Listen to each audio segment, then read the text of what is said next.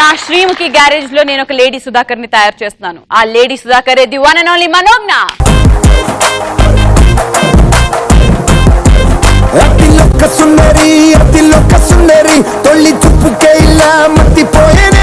So ఇవాళ ఏంటంటే మన రవి జోష్ అనిపిస్తుంది కదా, ఇవాళ మన రవి గురించే మాట్లాడుకుందాం. మనం చిన్నప్పుడు నేను రవి శ్రీముఖి ఒకటే స్కూల్ అన్నమాట. అయితే ఇక ఒక రోజు మనం ముగ్గురం ముచ్చట పెట్టుకుంటుంటే గుర్తుకున్నాయా మన పాత జ్ఞాపకాలు? ముచ్చట పెట్టుకుంటుంటే సడన్ గా శ్రీముఖి అక్క లేచి నీకు తెలుసా మనోజ్ఞ, నేను మాంసం బాగా తింటా కాబట్టి నాకు ఇంత బలం ఉంది అన్నది. అయితే నేను ఏమన్నా తక్కువ కావాలా అని చెప్పేసి నేను కూడా అన్నా, నేను ఫిష్ బాగా తింటా కాబట్టి నాకు స్విమ్మింగ్ బాగా వచ్చు తెలుసా అన్న. నువ్వేమో ఏడుస్తున్నావు చిన్నప్పుడు. అయితే ఎందుకు ఏడుస్తున్నావు రవి అని అంటే నువ్వేమన్నావు తెలుసా, గుడ్డు తింటా కానీ గుడ్డు పెట్టలేదు అని. నేను గుడ్డు పెట్టినా, నేను గుడ్డు పెడితే మీ ఇద్దరు తింటారా అని అడిగినా. ఇక అది అట్లా అయిపోయిన తర్వాత ఇక మన శ్రీముఖి రవి గురించి తెలిసిందే. దిమాగ్ ఖరాబ్ అయ్యాను నాకు, ఇవాళతో దూరమైన నేను జర. మా ఫ్రెండ్ చెప్పింది ఇది నాకు విషయము. అయితే ఒక రోజు శ్రీముఖి రవిని అడిగిందంట, ఒరే రవి నీకు మస్తు ఓవర్ కాన్ఫిడెన్స్ కదా, నీకు అన్ని తెలుసు అని. అయితే నేను ఒక చిన్న క్వశ్చన్ అడుగుతా, దానికి ఆన్సర్ చెప్పు అన్నది. అయితే రవి అన్నాడు, నీ పిచ్చిదానా, కావాలంటే నువ్వే ఆన్సర్ చెప్పు, దాని క్వశ్చన్ ఏందో నేనే చెప్తాను. అబ్బా ఇట్లా కాదురా, నువ్వు పీకినవు తీగే.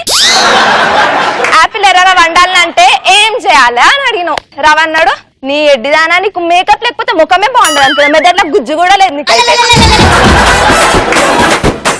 యాపిల్ ఎర్రగా వండాలంటే దానికి ఒక నైట్ బాగా మైదాకు పెట్టాలి. మైదాకు పెట్టి రేపు పొద్దున్న తెల్లారి కడిగి చూసినావు అనుకో ఎర్రగా వండుతుంది మన యాపిల్.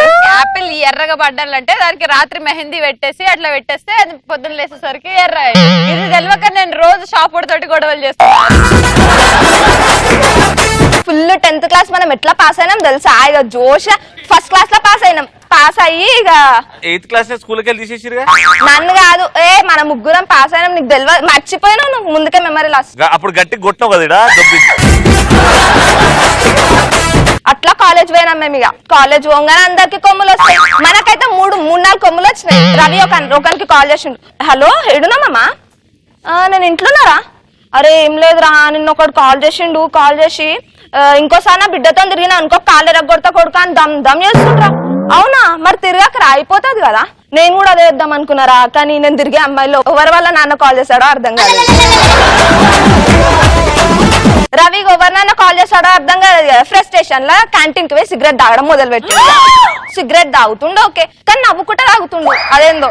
అయితే ఒకరికి ఇట్లానే డౌట్ వచ్చింది, అరే రవి నువ్వు సిగరెట్ తాగుతున్నావు ఓకే, కానీ నవ్వుకుంటే ఎందుకు తాగుతున్నావు?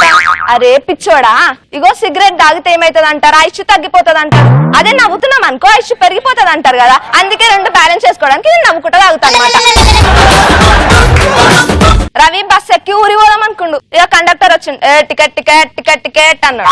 ఎక్స్క్యూజ్ మీ, మీరు నెల్లూరుకి టికెట్ ఇవ్వండి అంటే, తీసుకో నెల్లూరు నెక్స్ట్ స్టాప్ దిగిపో. ఎక్స్క్యూజ్ మీ, ఒంగోలుకి టికెట్ ఇవ్వండి. ఒంగోలు వచ్చింది బాబు దిగు. అయితే విజయవాడకి ఇవ్వండి. తిక్కలో ఉన్నారా, చూడనికి గెటప్ సీన్ లాగా అందంగా ఉన్నావు. కొన్ని రోజులుగా నాకు ఆరోగ్యం బాగాలేదనమాట. సో డాక్టర్ గారు చెప్పారు లాంగ్ జర్నీస్ అంతా సేఫ్ కాదని, అందుకే నేను ఇలా షార్ట్ గా చేసుకొని ప్రయాణిస్తున్నాను. మన శ్రీముఖికి రవికి చిన్నప్పటి నుంచి లవ్ నడుస్తుంది.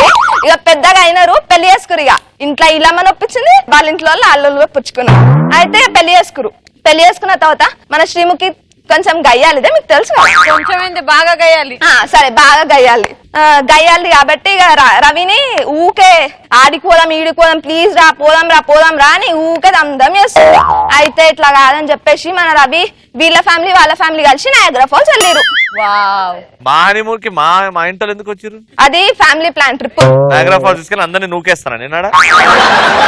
అయితే ఇక అక్కడే గైడ్ చెప్తుండ అనమాట, ఇది నయాగ్రా ఫాల్స్ అండి, ఇది అతి పెద్ద వాటర్ ఫాల్స్ అండి, ఇక్కడ వాటర్ ఫ్లో చాలా వేగంగా ఉంటుందండి, ఈ వాటర్ ఫ్లో కి అసలు వాటర్ సౌండ్ ఉంటుందండి, చాలా గట్టిగా వస్తుందండి, పక్కన బాంబ్ బ్లాస్ట్ అయినా కూడా వినిపించదండి, అంత గట్టిగా వస్తుందండి వాటర్ సౌండ్. అప్పుడు నీకు చిన్న డౌట్ వచ్చింది రవికి, ఏమండి మరి నాకేంటి సౌండ్ వినిపించట్లేదు అసలు అన్నాడు. మన గైడ్ లేడీస్ దగ్గర పోయి, అమ్మ శ్రీముఖి అండ్ ఫ్యామిలీ జరా గమ్మున ఉంటారు, ఆడ వాటర్ సౌండ్ వినిపించలేదు.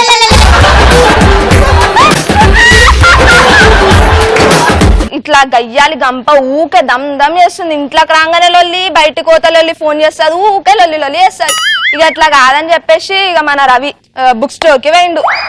ఏమండి ఇక్కడ అన్ని రకాల బుక్స్ అమ్ముతారండి అని అడిగాడు. అవునండి, అన్ని రకాల బుక్స్ అమ్ముతారు. అయితే భర్తే ఇంటికి యజమాని అనే బుక్ ఇవ్వండి సార్.